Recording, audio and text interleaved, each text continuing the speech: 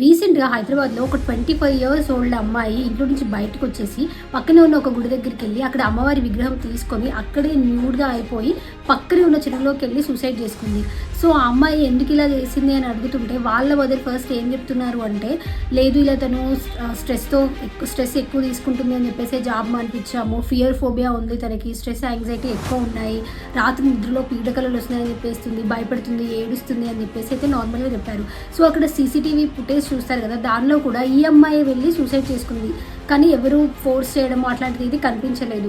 So ఇప్పుడైతే మనకి మీద ఇది తెలిసింది, ఒకవేళ మనకి ఎంత స్ట్రెస్ ఉన్నా, యాంగ్జైటీ ఉన్నా, ఏది ఉన్నా సరే లైక్ మనం కొన్ని రోజుల తర్వాత దాని నుంచి ఓవర్కమ్ అవుతాము, బయటికి వస్తాము.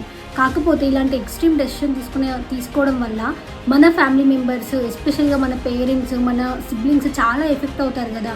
సో ఇలాంటి డెసిషన్ తీసుకునే ముందు అంటే మనకు అనిపించవచ్చు, లైక్ అంటే ఎవరికైనా అనిపించవచ్చు చాలా ప్రాబ్లమాటిక్గా ఉన్నప్పుడు, యాంగ్జైటీ ఉన్నప్పుడు, అరే దీని నుంచి ఓవర్కమ్ అవ్వాలంటే నేను సూసైడ్ చేసుకుంటేనే బెటర్ అని అనిపించవచ్చు. కాకపోతే మన ఫ్యామిలీ మెంబర్స్ గురించి ఒకసారి ఆలోచిస్తే బాగుంటుంది కదా.